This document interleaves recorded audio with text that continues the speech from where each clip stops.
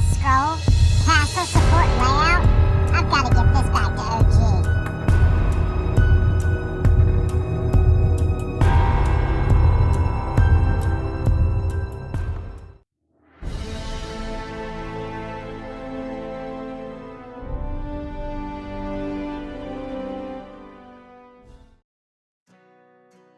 What's up, everybody? Mr. OG Games here, and as you just saw, one of my scouts brought back a lost scroll, and it looks like it involves support castle layout.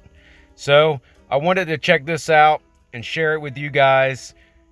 It's interesting, and it's a good take on how to build a strong alt or a companion for your main. Check it out. Okay, let's run through this account that I have. Hunter Mac from 617, now 619. This is an alternate account I built. It's a companion account to my main, that's at least how I refer to it, in that it wasn't designed to deal damage, it was designed to just take damage. And that's what I want to show you. I think it's a little bit different than the way most people build their alternate accounts. And I'm going to walk you through how I built it and why I built it. First off, I want to mention that that I built this account very economically. I only keep a monthly on this account, and that is it. I don't buy packs for this account. I really wanted to see what I could do with an account that I didn't spend a lot of money on. And so this 41,000 gems you see here, some of that is from just letting my monthly gather up. Some of it's from competing in events, and then some of it is from some tax alliances that I have. But I'm able to sustain enough gems to fight just by doing those things. I really only take it out and use it heavily in the major events like Void and Realm Invasion and that sort of thing. Some of the smaller non-loss events, it's too hard to run two accounts simultaneously, so then I just run my main on those. Let's start with the troop makeup of this account. I have 1.592 million troops, which is an all-time high for me. I'm surprised I've gotten this far, but I was able to speed train some T11s. I just recently took this account to 34. There's absolutely no reason why this account needed to be a 34. I only fight with T10 infantry, and I'll tell you why in a little bit, but I did want to have some T11s just in case I wanted to do an SOS, or in case I wanted to, when I hit the Demon King, and I wanted to have more waves in the Royal Challenge for more Azerite, those sort of things.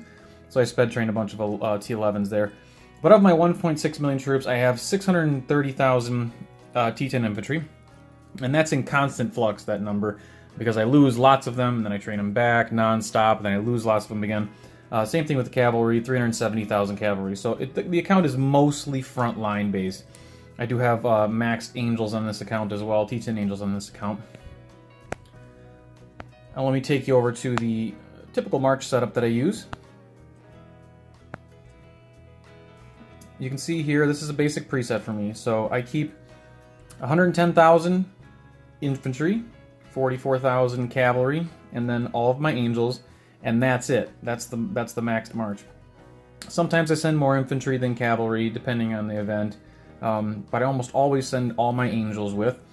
And as I mentioned before, the reason this is in a companion account is the troops on this account were meant to die. When I'm attacking with my main, I want the troops on this account to die and never on my other account, never on my main.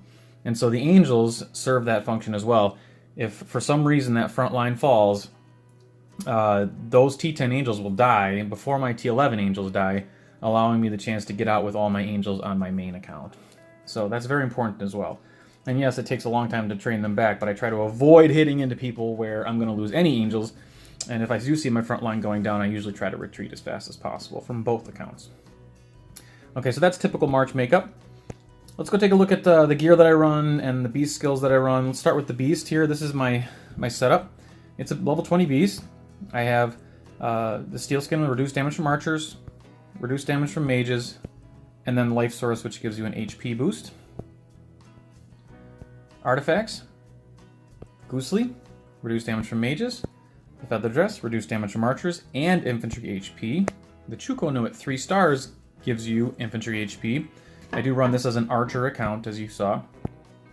The Ganmoi HP boost, infantry boost as well. The Excalibur I keep on for the additional army size limit, and then just a little bit of attack for all my troops and for the cabs there.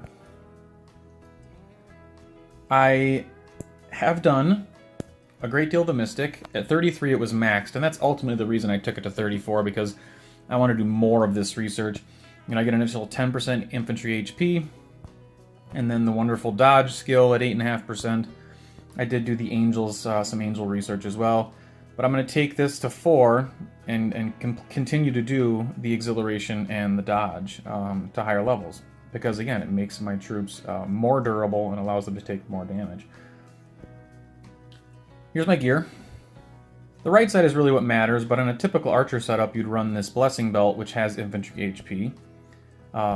The Crown of Praise, infantry HP times 2, reduced damage from archers on that. The Templar armor has infantry defense, 38%. I just recently got this gold. This is a fantastic piece. Infantry defense is the best skill you can have for infantry. It comes directly off the attack of your opponent. Reduced damage from mages on that one. And then the boots, although they don't really have a good HP skill for frontline, have the damage taken reduced when attacking of 15%, which is a fantastic ability. The obsidian boost on that is amazing. So I run that, and I'll continue to put obsidian into those 3 right side gear pieces as time goes on. Lord skills, I'm skilled for infantry and cavalry all the way down, except for when I need to use archers to get through to the next area.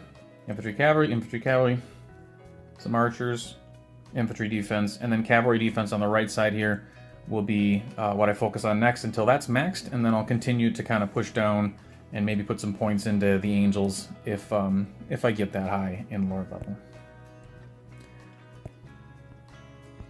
Let's look at T10 infantry and explain why I use them.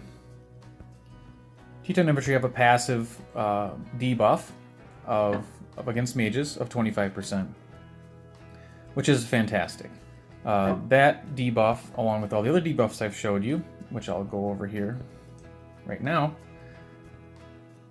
Let's look at the bottom here. These are the important numbers. 41% reduction damage from archers, 38% reduction from mages. And then because we have a Colossus now, there's some additional debuffs for mages and archers on infantry also. But those debuffs are what's important. You have this damage taken reduced when attacking as well. And then the passive boost of the infantry to begin with gives us 65% reduction, plus that additional 15% when I'm attacking. And then plus the debuff from the Colossus, you're looking at 75, 80, 85% debuff, which is like half the damage, close to half the damage that you take from a mage attacking you, which is phenomenal. The actual numbers, here you see 112.5% infantry defense, and then infantry HP of 165. And when I'm boosted, that's around 191. And that's a very high number for a normal account. I mean, as I mentioned, I focused on making the troops very durable. And infantry HP is how you do that. Giving them a very high HP is how you do that. And when I'm attacking with this account, I do not bring any infantry on my main, unless it's a special circumstance. I'll show you a couple of reports here. If I can get down to them. Got a lot in here. See what I can find here. Here's one. Attacked with my main. 171,000 kills, 2,500 wounded. 102,000 kills it got there, but it's 36,000 wounded. So they took all the losses. Here's another one. Let's check this one. 10,000 losses, 1,000 losses. And I'm sending some infantry in this case on my main. This was a battle frenzy, and we weren't taking any losses, but I was able to try a few different things. 147,000 kills, 70,000 kills, but all the losses. Here's another one. 13,000 losses, 1,000 losses, but all the kills. Now, I would not be afraid to attack like this in Void either. This is what I use this account for. Our last Void, we didn't have many targets where I could attack, just the two of us, but I'll take this alternate account out and fight just with my main. I'll send lots of infantry. In this case, I'm sending some archers as well, but normally I'll just send that march that you saw of pure infantry with my angels and some cavalry, and infantry will die. But I don't lose any troops on my main, and that's the whole point of this account. I am able to retain all the troops on my main account for all those big land loss events when I need to have all my troops and all my infantry, and I don't have to keep rebuilding it every month from fighting in events where we lose troops. And I keep 5 barracks going. As you can see right now, I have all 5 barracks training infantry. So I lose a bunch, I train them back, and the same thing happens again. I repeat every month. My archers and that stuff doesn't change typically because I never lose them, but I lose infantry constantly. So I'm always recycling new infantry. I hope that this account maybe gave people a few ideas, and hopefully you might consider building something similar. It is very successful. I've been very successful fighting with this with my main and using it to protect my main. I've used it to protect our other fellow alliance members as well. Because the troops are so tough, if I send them into a battle where we're reinforcing, they really hold that line for a long time, allowing a lot more people to get in, help us defend as well when necessary. For the future here, just to kind of give you a direction of where I'm going, I'll be taking the Drogons to 34, and then getting right back into this Mystic as well, taking that to 4 and finishing those. And then we'll kind of see where we go from there. I might bring up some barracks. I might go to 35 for the T11 Angels. I'm not really sure, but I'm very happy with where it is now. I stopped doing the dailies all the time. I stopped really focusing too much on this account. I spent a lot more time on my other account. And I've got this right where I want it now. I got the artifacts where I want it. I got the gear where I want it. Everything is perfect for what it's designed for. And the beauty of this is in my main, we'll go to T12 soon, and I'll have T12 infantry. And they'll pair really nicely with T10 infantry. And those T10s will die before the T12s, but those T12s will add that extra layer of protection. So I think it's going to really work well balanced with a T12 account also. Again, hope you enjoyed it. Feel free to ask any questions. I'm happy to answer them. Thanks so much. Man, what a great lost scroll to find. That is the way to truly build up an alt to become your main's companion in battle and to really wreak havoc on the enemy. Big thanks to Hunter Mac from Realm 619 Alliance EMS. You've outdone it. It looks great, and I think everybody here can take something from it. We do appreciate what you did. But as always, if you guys liked the video, smash the thumbs up button. And if you haven't already, don't forget to subscribe. And until next time, y'all keep gaming, and I'll see you in the next one.